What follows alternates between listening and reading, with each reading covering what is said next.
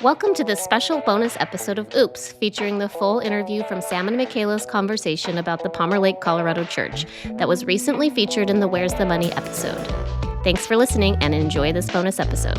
I think we're just going to start kind of at the beginning. I remember, Sam, seeing you at what I've been told by other Palmer Lake members was called the Big Sunday, which was like a day when like people came in and like a service and like, and I happened to be there for that, like right after Shalom's letters. Yeah, that was the first post Shalom service, and truly was kind of the last one that we had. I mean, we had a couple of like town hall kind of type meetings after that, but they were, spread out.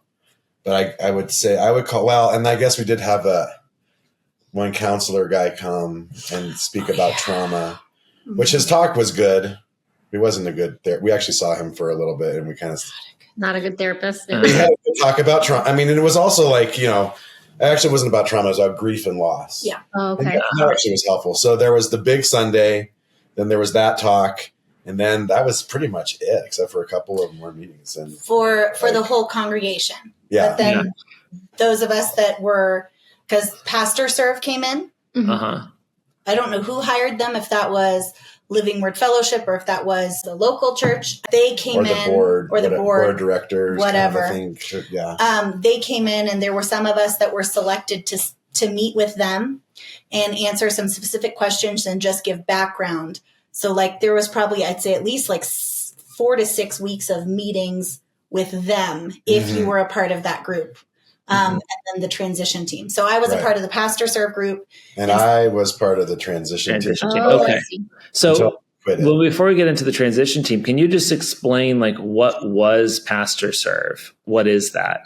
So our understanding, or the way it was kind of explained to us, is that they were an outside group that churches that were in crisis would hire to come in and kind of get a background on the church and get like a pulse point on where things were at and if it was possible for a church to move forward.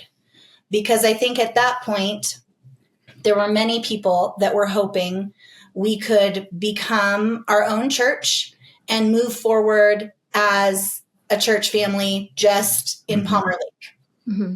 And I would count myself as part of that at first. Yeah. Is that so like, and that was the feeling like you would be completely apart from Gary Hargrave and the Living Word, but just still have your own church there because you liked each other and wanted to stay in the same community? There was the community. Yeah. We had, I mean, or at least we thought we had. Well, no, I mean, it was a community, and maybe the relationships weren't quite as deep as we were taught to believe, but still there, but it was different for each individual person that you had. And I think everybody processed the trauma of everything falling apart in a different way. And for a lot of people, that just meant completely walking away from all relationships. Just people handle things differently. Totally makes sense. I mean, completely understand that. And so there were people that were hoping that, my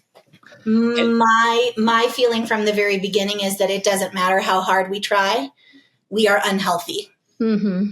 The way that we have been trained to relate to authority and relate to each other and all of that, it is and conflict and everything. There was no way that we could move forward as a healthy church. The best thing to do would be to go find new churches and assimilate into that. Or decide what you wanted to do with your faith. Right. Which is, essentially what happened. But I think also to address your point, Charity, as we were working as a transition team, which I was part of for, what would you say, 6 to 8 weeks, maybe? No longer. That I was specifically part. They continued their work after I finished or quit. But anyway, that's. Yeah, I think it was longer than that because it was at least a month that was super traumatic for you. Oh yeah, well that was part of the reason why I quit. but to go back to your question about as a separate church, like separate from Gary teachings, John Robert Stevens, I think that was part of the conflict, is that some people had different conceptions. Like maybe some people thought we would maybe go back to John Robert Stevens and skip Gary, or some people thought we would just be a maybe just a contemporary Christian church or what. And so there wasn't a lot of agreement. The pastors of the church at that point, for probably a year, if not two, had not been bringing any of Gary Hargrave's words. It had all been strictly biblically based and not tied to Gary or John Robert Stevens. And I think that was in part because of the interaction that Rick Holbrook had with and then the lack of a response from the fellowship leadership about that incident. So what were the differences of the teachings? What makes them so different? Well, I would say they didn't change every week. So there would be a focus on, we're going to be working our way through John, this month. The Gospel of John. Right, the Gospel of John. And so then it would kind of be just working through those scriptures. And I mean, of course, there was still, because there's no way of getting away from it, right? If you're born and raised in the Living Word Fellowship, it is steeped in you how you relate to scripture. And it's pretty twisted. So, it's that piece. But so I think there was hope from a lot of people that we could continue as a church and not have John and Gary's teachings in there. But then there were a lot of older people who really wanted to go back to John's word because they felt like that was where it had been true, or it had been whatever. In their experience. But then the more that came out as people started sharing stories, both here locally and then online in the forum, the more that it became very apparent that this was not something that only happened under the current leadership of the fellowship, but had been happening under John's leadership as well. Mm-hmm. And so it just, became really apparent that it was just unhealthy. Mm-hmm. So that it wasn't tenable to move forward without all the baggage of the past. Right. And I have to share one of my favorite stories of meeting with Pastor Serve. So I met with them, I think like 4 or 5 different times for an hour or two, just a couple of times with like 2 other people and then several times just me, because of the experience I shared from what had happened in San Diego and then what had happened in Palmer Lake. And I remember sitting with them in the nursery and they're asking about like what we could do moving forward or not. And I mentioned like how hard it is to separate the word of God from between scripture and the word that Gary and John brought, right? Because that's what we were taught. I remember Gary telling us, he asked, if you don't have time to read both the Bible and listen to the current word, do the current word because the Bible will always be there. Right? Okay. Mm-hmm. Yeah. So they're like, well, what do you mean the current word? What is that? And I'm like trying to explain tapes and CDs and this week's and all of the money that went into that just disappeared. And finally I was like, you know what? Let me show you. And I opened the door between the nursery to the tape library and walk them into that room and their jaws just dropped. Wow. Because they'd never seen anything like that. And they're like, you're telling us that this goes all the way back to like the mid 50s? And I'm like, yeah. That's so interesting. That's so revealing. Like every time I think that nothing is a wow moment for me anymore because like, wow, we've heard it all now. I never even thought about that's not normal. No. That's so funny because you're talking about the tape library at the church that was next to that's right.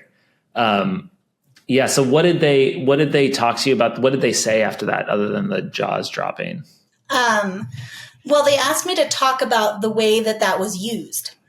And so I talked about, from the very beginning, like being a kid and having those this weeks in like the foyer of the Santa Barbara church and how we were told to go and pick one that like spoke to our hearts and like read it and that it was emphasized far more than scripture was.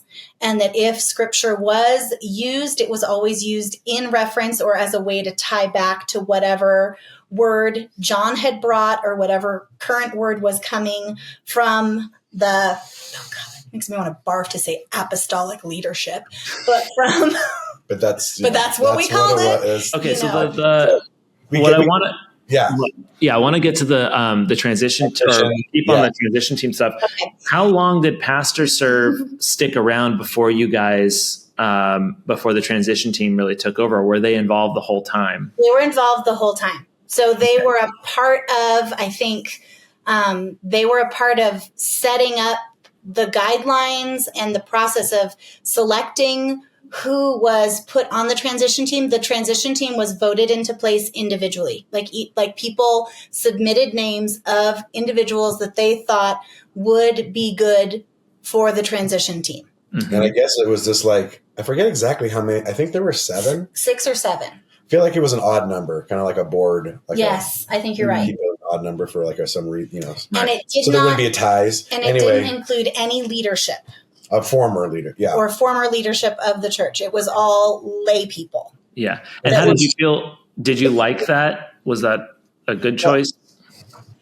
That's a good question. So just to elaborate a little bit more on that, apparently the way it was explained to me, since I was one of the people chosen or whatever, but it was a very different process than anything we had used before, which I think was a good thing, right? The fact that it was so incredibly different and more democratic and more people's voice was a radical departure, obviously, from any way that anything had been done before, ever, even under the healthiest version of local leadership. So the way it was explained to me is the people with the top 7 people.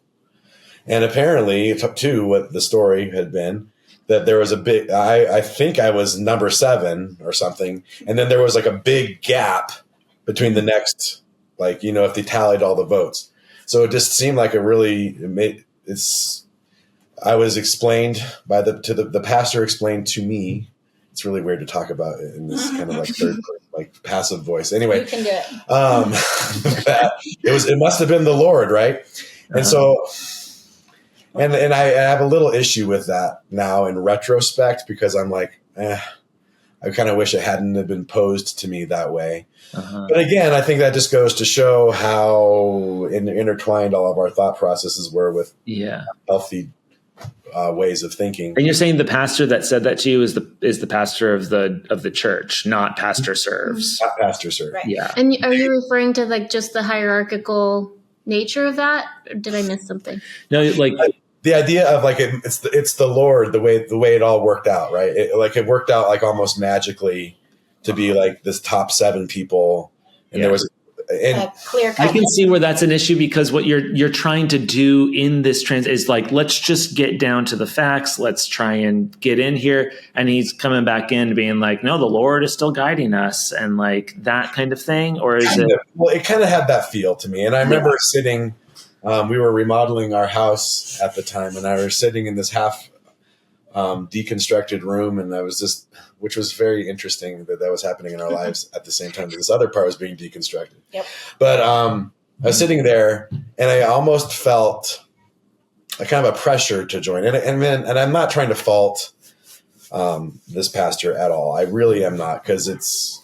Well, I think because your voice was really important, but I think it did make Sam feel unduly pressured to stay. It was my duty to be part of this. Because there was some stuff that came up that, I mean, like, and they were not allowed to talk with anyone else about what was talked about as a transition team. So Sam couldn't talk to me about it. And that was triggering because we had years in San Diego where we were not allowed to talk to each other as a married couple. Really? So that'll get San Diego story.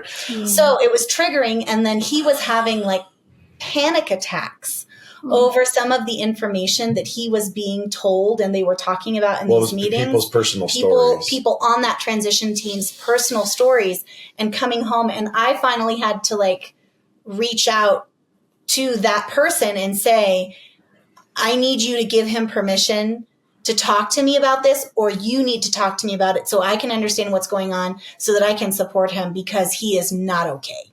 Wow. And that's so like telling though of the, like you were saying, how can we move on as a group when we're still embedded in this kind of psychology? Because the fact that they were still, as they're trying to transition away from the Living Word Fellowship and create this new thing, are still telling a husband not to talk to his wife, who is the one person he should be able to talk to about absolutely anything.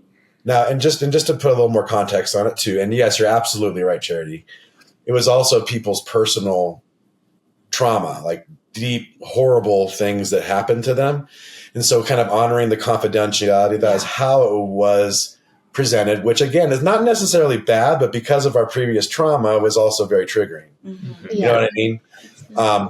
Anyway. But, so why was that part of the transition team's responsibility to hear people's trauma? That's a good question. That is a great question. So I'm going to get back to the pastor serve thing a little bit, because my understanding at the time, and of course this is now it was Friday, it was 6 years ago.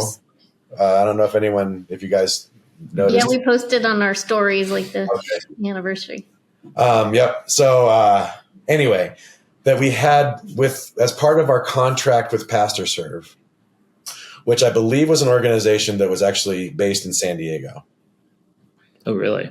I think. And I think the San Diego church used them also. Yeah, I think. Oh, really? No, it's the other way around. They were based here in Colorado Springs, but they also worked with San Diego church in their transition. Yes. That's what it was. Sorry, I was mixing it up. Anyway, that we had like a certain number of like consultation visits from the main guy who kind of worked with it. And I don't remember his name. Doesn't matter anyway. And they were a couple, weren't they? Wasn't it a married couple?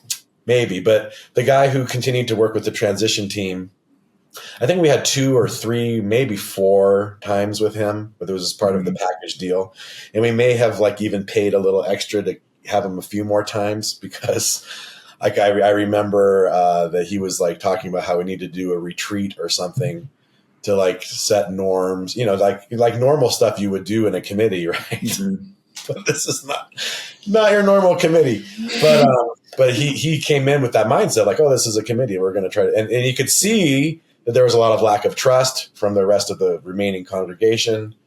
And the emails they would send were just like crazy and to the transition. Also understandable, 100%. Whose emails were crazy? But because we would email the congregation, because we set up like an email list that was separate from anything before, and anyone who wanted to join the email list could, and so they'd fill out a Google form or something to be on this mailing list. And that we created as a whole fresh mailing list. Anyone who didn't want to be part of it, no pressure. But we would email updates after our meetings, and then people would respond back with just like lack of trust and accusations and what about this and what about that. And I mean, this is because people for decades hadn't been allowed to use their voice or question or critically think or bring up other points, but it came, and pent up with all the emotion of that and realizing that was now wrong and they'd lived their lives that way. So I completely understand, but it was also like, what do we do with this? Like, we're just trying to give you like a factual rundown of what we talked about for transparency. And it was like this blast. That in and of itself is probably kind of evidence that like, I don't think we can move on as that was number one realization for me. This is my personal journey. Say it in your own words. What was the realization? The realization of the lack of trust was how I would have said it at the time, which is true, but I would have now add in with now more work that I've done since then with therapy and whatnot, just the toxicity of the organization. So my first realization was that. So that was earlier on in the process when we were still working with Pastor Serve, and it was a little more business-like.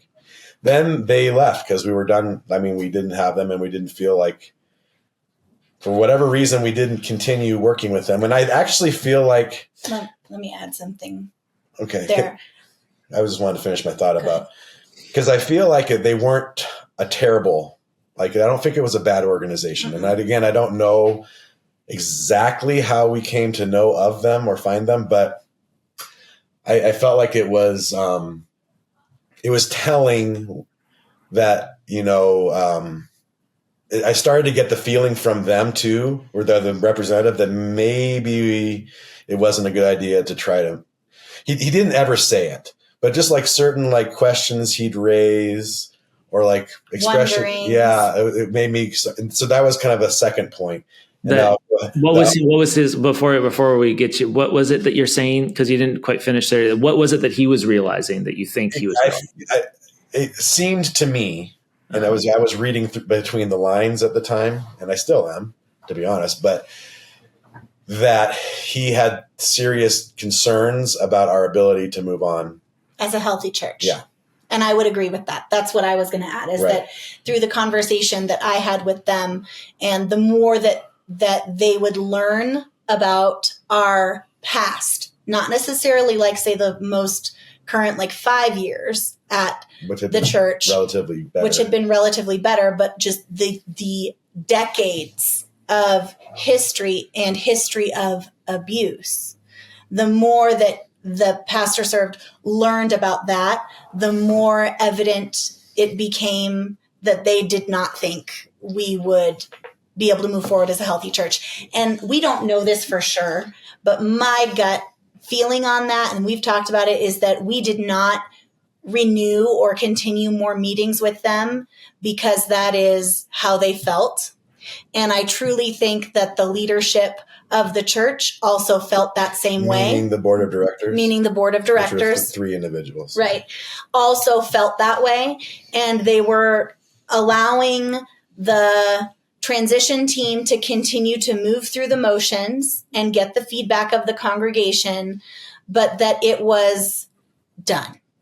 Wow. And I think one specific I'm remembering is a conversation came up about what we would call ourselves, right? Because the church here had been called Living Word Chapel. Mm-hmm. And I think it was me who brought up, like, we need to have a name that's not anything to do with Living Word. And then there was some disagreement about that. And then I think the pastor serve guy was like, no, you should have a totally different identity for sure. Which was just, again, like that idea of let's not be associated with. If we're going to move forward, we need a whole new foundation because this one's rotten. So can I, just to get some dates on this and a little more broader context, I, for some random reason, was keeping Palmer Lake like close eye on it this whole time. And I have footage of myself visiting in I want to say it was like April of 2019. And I think I sat in on some sort of conversation, but from my tracking back, I think Pastor Serve was essentially out by then. This is about the time that you're talking about it. Before then. Yeah. So what you're saying, there's some people that kind of wanted to leave some Living Word remnants in the new thing. Yeah. What was the dynamics of this 7 people? How many of them wanted to, like, if you could percentage or whatever, like, was there a wide scale of people saying, I want everything to stay 100% Living Word? The majority is what you're asking? Well, just what's the range? On the team itself? Yeah, on the team, and yeah. I don't think anybody wanted it to just stay 100% Living Word. That was, what I can remember is, I don't think anybody did. Mm-hmm. I think there might have been, and one of the individuals on the team was a more recent congregant, which was, a rare thing that happened every once in a while. You go, oh wow, we get new people. Yeah. Oh, you like folks too? Welcome. I mean, and recent meaning like 10 years. Yeah. But still, in that context, was more recent. And that individual actually brought a really interesting perspective to the whole thing. And she was, I think, fine with not carrying that forward, because she would say things about how when first whatever services that she attended, people quoting from this week's and thinking, that's a little strange. What? And anyway, and so that brings 6. And I was definitely like, if we're going to move forward, we got to like completely jettison everything. Yeah. And then I would say Another one, I think one of the members on there wanted it to be done, like just be done, not move forward. Mm-hmm. And I would say, so that leaves 3. And I think the other 3 hadn't made up their mind and were like open to the idea of keeping maybe some living word influence, but not necessarily completely. So I think that's how I'd break it down. So maybe based on, I mean, my a 6-year-old 40-60 split.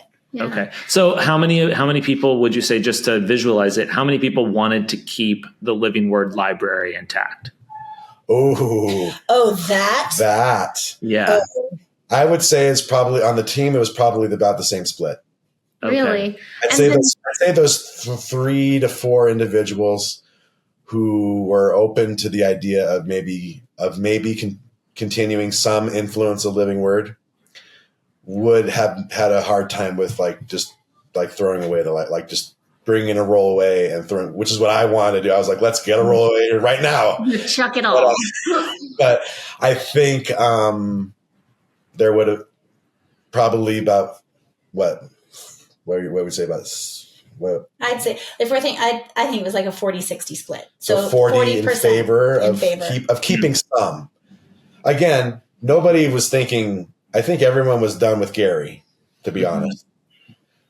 It was more like the John Robert Stevens stuff. And that was very much like you could draw a clear line in an age group. Right? I was going to say, was that the very much older? Yes. So like our parents' age, that was a very hard thing for them to think about getting rid of because, that whole generation came into it under John with this very charismatic thing and had these really amazing experiences that they still hold on to. And so I think the idea of lots of people would use the expression of don't throw the baby out with the bathwater. Oof, heard it so many times. Yeah. So. Yeah. Okay. So go ahead, Terry. I want to ask too, just in general, because I know you guys did the Google survey for all of the members of Palmer Lake Church. And I'm just curious if you on the transition team, like when you went through those responses, like kind of roughly what was the estimate of how many people wanted to continue and how many people, just as a group, not having to do with John Stevens or whatever, but how many people wanted to just bye-bye, no, we're not doing this, and how many people wanted to go forward? From the congregation as it existed, like pre-Shalom. Yeah, from that Google form we filled out. That's hard. I would say that most were open to the idea of at least having a conversation about it. I don't think that there are very many that were like, bye-bye. Not right away. Not right away. Okay. I think there might have been a few that were like, I'm just not interested. Love you guys, but I don't want to find out what's going on. But I feel like, and again, this is remembering back 6 years ago, but I don't feel like it was a very high number of people who were just like out the door immediately. I think it was around like 80% that wanted maybe higher, something to continue. And for some people that meant not even having a church. That meant having like a community center where people got together and played pickleball, but just a way for people to continue to get together and be together. And then for some people, they wanted it to be a church. And then for some people, they wanted to be a church based on the living word. Mm-hmm. But I would say maybe it was higher than 80%, but a lot of people wanted to stay together. Why do you think that is? Well, because we were a cult. We had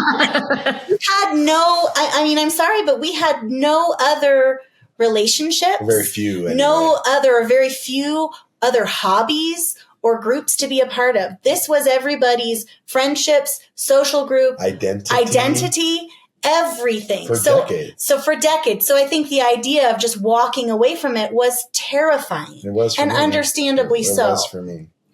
But, I think what happened is the longer, and I really think that there was wisdom in us not meeting.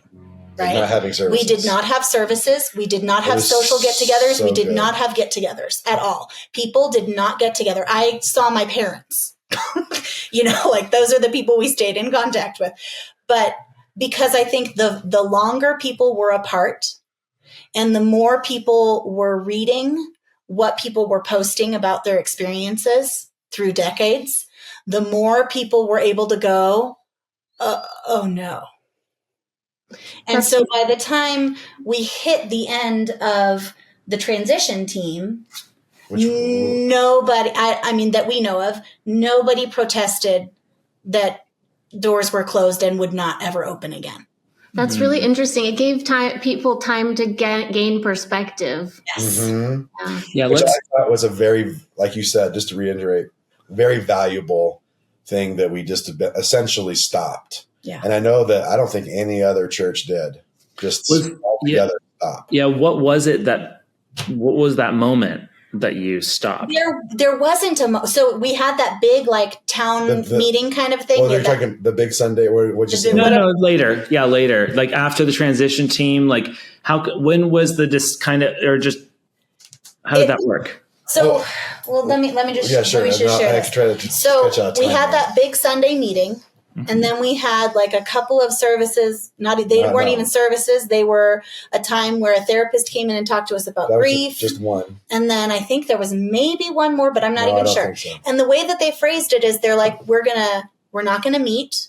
We want everybody to take some time, go and read. Everyone was encouraged to go and read everything that everyone was posting on social media. I love that because that was said over the pulpit. Go and read and make your own decisions. I love that. I think that's probably one of the only church leaders that did that, as far as I know. And I found it to be extremely helpful and valuable. Horrible, but yes. But valuable in the long run. Yes. So it was kind of a thing of, and then we're going to go through the process of meeting with Pastor Serve. The transition team is going to go, and then we're going to take all that information and figure out what we're going to do going forward. Yeah. So what was that moment? I can try. Yeah. Is that okay? So I want to make sure that you have your voice. You're good. So what I remember, first of all, so Shalom's letter came out end of October, which was a Thursday, which I only remember that because we had our worship practices on Thursday night. Oh. And like we were just stunned on Thursday night. And we kind of went through the motions, but we're all like, well, what's happening? And then it was feast season and we were supposed to have like Shabbats on Friday night, but then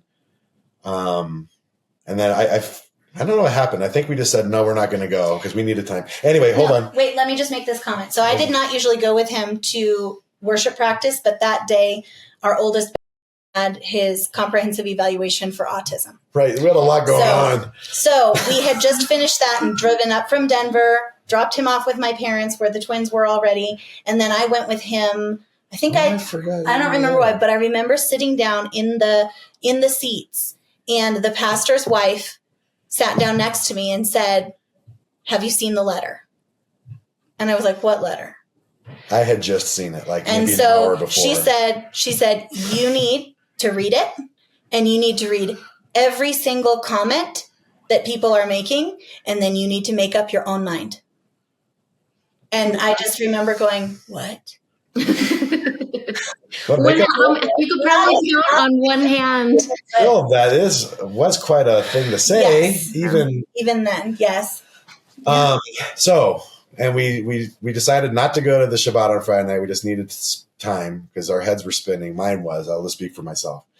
And then Sunday came, and we had the big Sunday where they opened the mic and everyone shared their stories, which was incredible. In like a horrible way. Incredible in a horrible way, but like these people who had never been allowed to share their stories were now like, come up to the mic and you don't have to prophesy or make up something. You're coming up and you're just telling your experience. And people told about how they stayed. The only reason why they stayed was so they wouldn't be cut off from their kids. Because if they left, their kids wouldn't talk to them and they'd not have access to their grandchildren. Right. Obviously. You all know this. Story after story of all sorts of abuse. Psychological, spiritual, emotional abuse, manipulation, and, we shared a little bit of our story too. Anyway. And so that was just like, whoa. And then I think the next Sunday actually snowed, and we were going to have a service, and and they canceled for snow, which happened every once in a while, and it just kind of happened to work out that way. And then the next Sunday was the counselor for grief and loss. And then we were taking a break. And I remember this palpable feeling of deep exhaustion. Yeah. Of just like it felt, and I felt that way. And I felt it from the people that I still, worked closely with, including the pastors, of just like, there was nothing left to give at that point. It was just like we're scraping the bottom here of the barrel of like just energy and will to do anything. And it was just like, we need to take a break. And so the break became, it never started again. Wow. But I think that was one of the best things we could have done. Yeah. Instead of like doing the old college try hurrah, like we're going to keep pushing through. Like we didn't push through, and it was so good. And I'm so thankful that it worked out that way here. Mm-hmm. And then I'll have to speak to my experience, go back to the transition team. So then basically November was kind of just nothing. And then we're like, we might get back together in December, and that didn't happen. But then that's when Pastor Serve started interviewing the group of people that Michaela was part of. That was in December. And then I feel like we started meeting as a transition team in January. And it was weekly for a bit, and then like every other week. Mm-hmm. And so as I started working through the transition team, seeing the extreme lack of trust and suspicion, and just kind of like just a hot mess of emotions that everyone was like, okay, I don't know that we can do this. Because at first I was all for it. I'm like, yeah, we can keep going. We can start our own church. I know, right? That's me. And I appreciate it. And she was very patient with me because I think I needed that time on that transition team, because it was a chance for me to make my decision. Because it closed. We basically closed down. And so it was like, we didn't really have a chance to make a decision. It was kind of made for us. Mm-hmm. Because I was on the transition team, I had to make my own decision. So I saw the trust issue. I saw the kind of Pastor Serve kind of like, kind of a little bit of like, again, they never said anything. That wasn't their job, and that probably would have been out of line for them to say that we shouldn't continue. But it was a definite sense. Yeah, a sense that I got from them. And then, so to get back to the stories of trauma that were being shared in the transition team itself, and what place did that have in the work we were trying to accomplish? None. I don't know why that happened. But then I think it was also very triggering for a lot of other trauma that I've also come to work through with my therapist. So that explains a lot of how it kind of threw me into some actual panic attacks. And I mean, that kind of was the straw that broke the camel's back, but it was like all the stories. And we were sharing our stories. And they were being emailed stories too. Stories that people had not shared over the mic or had shared online, but were emailing the transition team. Yeah. It's not necessarily trauma dumping, but it's just like everyone finally can say something, and so they want to say it. And that's kind of that's the way I explain why we were spending time talking about our own trauma in those transition meetings, because we weren't allowed to. Yeah. And so we all at some point we all kind of shared a story or more. And it just, so that was like the third kind of thing for me. And at the time, and I wouldn't frame it this way now, just full transparency, of course, the growth over time, right? But at the time, 2019, so this had to have been by now, end of February, early March of 2019, that I was coming to kind of like the real, like I'm done for my own sake, first of all. And also at the time, what I said was, I think God judged the living word. Like, now I wouldn't say that now because I'm not sure that that's true. What I would say now, it was the product of what we were saying earlier, of a toxic, dysfunctional organization that's eventually just going to the natural consequences is going to implode on itself. Mm-hmm. That's what it was. But at the time, still having, I probably always will, let's just be honest, but still very much still steeped in that mindset. I'm like, God judged it, and it's good that it's over. And that part's true, right? Yeah. And so who are we to try to raise something from the ashes of this when I don't think that's what God wants. That's not what I want. I'm out. So then I had my personal moment of making a decision.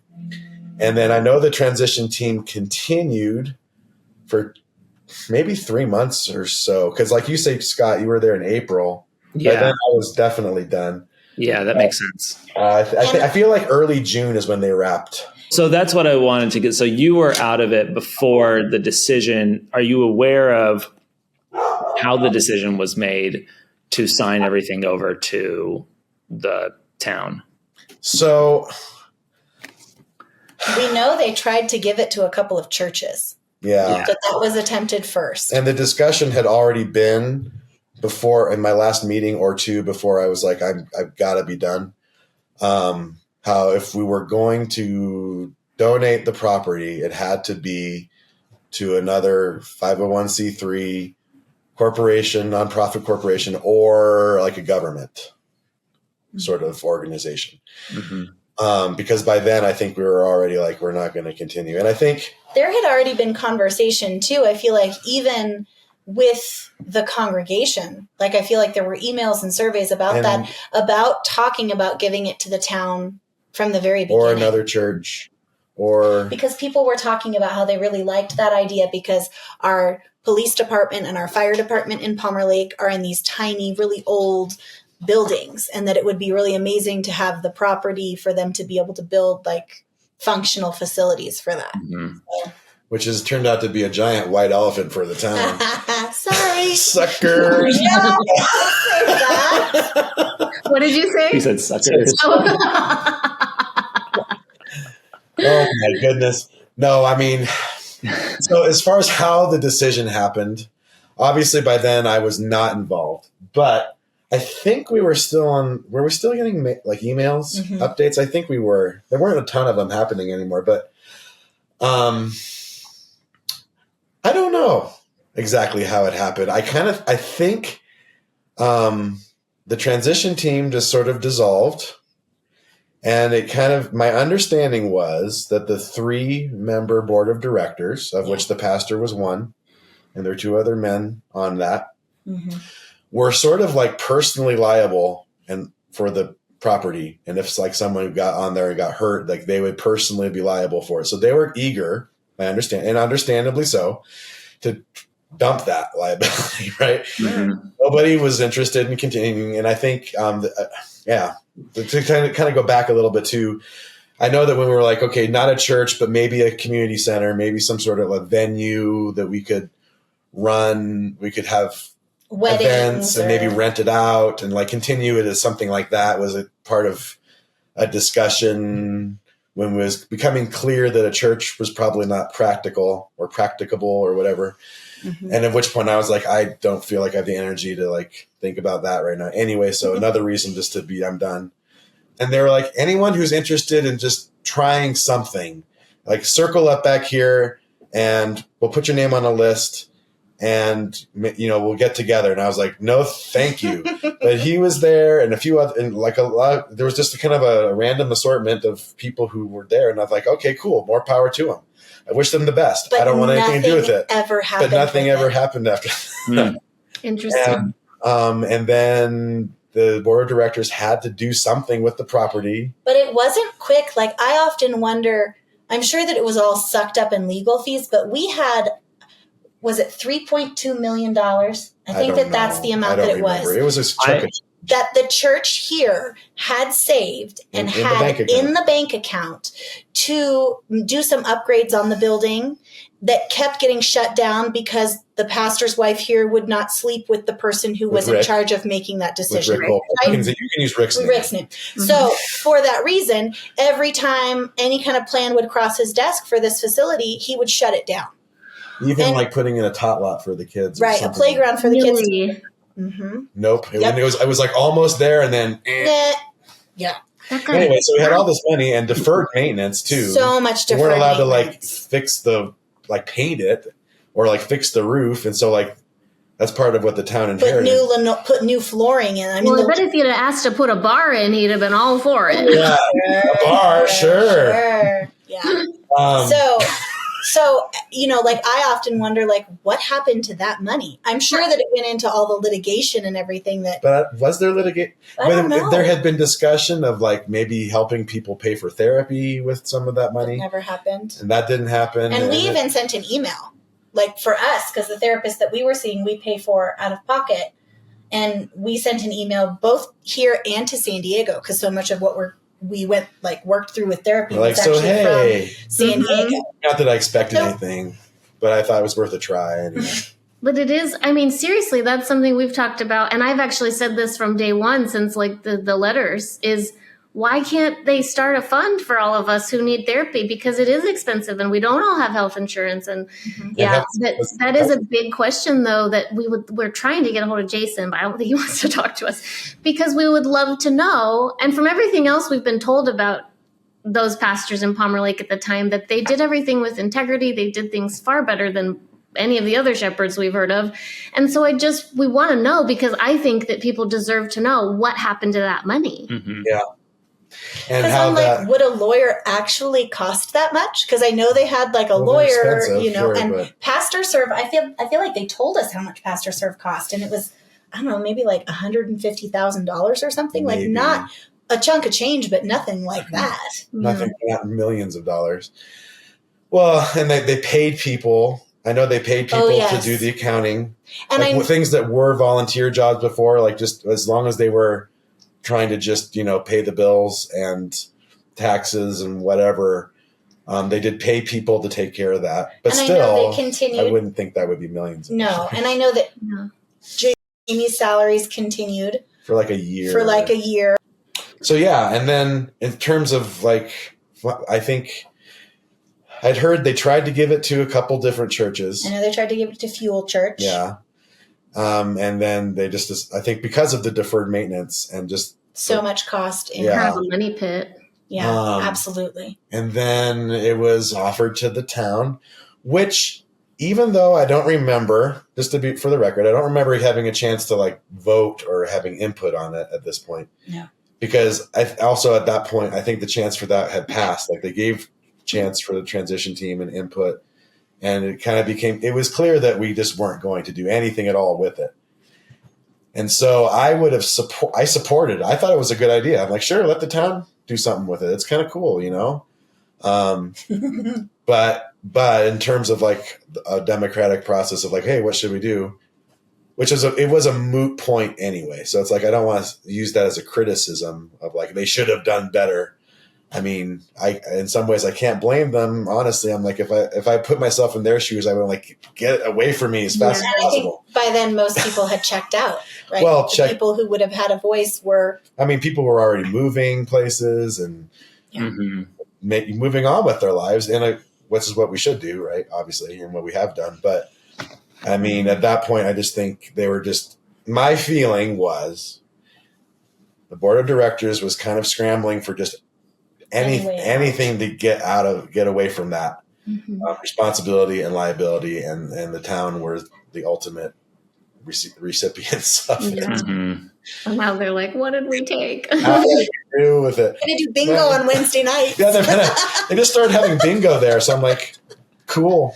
Wow. There's going to be some sort of eco spa, right? I guess. Yeah. It was left in such disarray. It's almost like a post-apocalyptic is what it looks like. So Sam, it is. I went there last year. Our mayor is a friend of ours, and so when the property was gifted to the town, there's a grand piano, which that belonged to Gene Coons. And somehow it made it out here. I don't know how. We never used it as a church because it needed repairs and stuff like that. But the mayor was like, Sam, this belonged to your... My piano teacher. I learned from Gene Coons. That she's... So it's technically ours. She had it written into the bylaw. She said you could have it. So I actually went there last summer to just check it out. And we don't. I don't. We don't have room I don't for think it. I'm going to do That's a shame, though. Maybe. Well, I don't know. Anyway, and it was a little weird. It was creepy. We went together, and there's like stuff on the floor. We just walked through the whole. We only did the main building. Just walked, but because they're like, we'll leave the door unlocked for you. Just let us know when you're done, and we'll come back and lock the door. So we were the only ones there, and we went and walked through, and it was bizarre. It was a ghost town. We literally just picked up and left. I mean, the bulletin board was still there. Some creature had gotten into the building and like ate some of the cushions on the seats. So there's like these seats that are been stacked, but there's like chunks missing. But I mean, like the dishes are in the kitchen and like oh my God, I'm going to swear it. The Maryland Farms room had stuff still. And it was just like, I mean, there were still like the critters didn't want the Maryland Farm No, supplement. I guess not. I guess they weren't interested in living longer. No, all of the electronic music equipment and soundboard and all of that was not there. I don't know where that went. But for the most part, it was just like it says in the article in the Gazette, like we walked out one day and never came back. Peace out, and which is essentially what happened. Yeah. I mean, he has some footage of that. It's interesting that it's still like that because that footage was a long time ago. But funny about the piano was we were looking through some of this footage like day before yesterday, and I saw that piano because I play too, and I was like, damn, that's a nice piano. It's a shame that no one's gotten that. So like, and we'll see. I might figure something out a way to, I don't know, bring it. You deserve at least that, you guys. Come on. Should go to someone, right? Yeah. I might ask. I don't know. I have some ideas of where it might be able to get some use. It needs some love It before needs a it little can be love. used, though. But actually, a tuner did come out and check it out, and it's actually not in terrible shape, like acoustically wise. But the finish, it needs to be refinished. Oh, okay. Yeah. So anyway, wow. Well, that's I know it's I just think that place like that, the story in Palmer Lake is just so interesting because it was like such a genuine attempt to try and make things work. And it just shows how immediately, and then the drama of it all is just one day everybody walked out and just like left. And so you'll see in the episode, we kind of talk about this a little bit because like I said, I've been following Palmer Lake a lot. And when I went there early last year to like rummage through it and got a tour of the facility, the audio, there was a Marantz recorder there and I pulled it and looked at it and there was still one recording on it and it was your last service. Because we weren't anticipating that we would never come back. Yeah. That was the farthest thing. That was not the intention at the time. And that didn't mean that we were going to come back as a church or but we never anticipated that we would never be together again. It's one of those things that I told Sam that I wish before Shiloh had burned that we could have all gone again.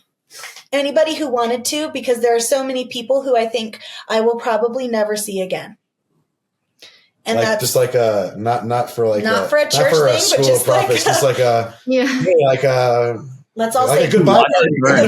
Yeah, we all watched it burn together and cried together and grieved together about what we'd all been through. Like, that's really sweet, Michaela. I feel like I'm just, as you guys are talking, and I'm excited to talk to you, like do a full interview with you guys. But I just, again, like, I'm just I'm like, you guys are amazing. And I just am continuously impressed by the people in our generation, how we've handled all this. And like, it's amazing to me considering what we all went through and that most of the old people, most of them, I won't say all of them, but like still don't get it.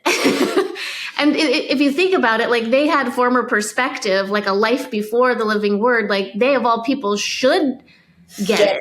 Yeah. We didn't stand much of a chance in like realizing, and yet here we are, here you are, like you get it. I just think you guys are great. And I hope that you're like really proud of yourselves and where you are and how far you've come. Thanks for listening to Oops, I'm in a Cult. Please rate, review, and subscribe on Apple Podcasts, Spotify, and YouTube. Follow us on Instagram at Oops, I'm in a Cult Podcast. Support us on Supercast by visiting our website at oopsiminacult.com to subscribe and receive exclusive bonus content. Or email us at oopsiminacult@gmail.com. Take it easy and don't join a cult. If you or someone you know has a mental illness, is struggling emotionally, or has concerns about their mental health, there are ways to get help. Use the resources linked in the description to find help for you, a friend, or a family member.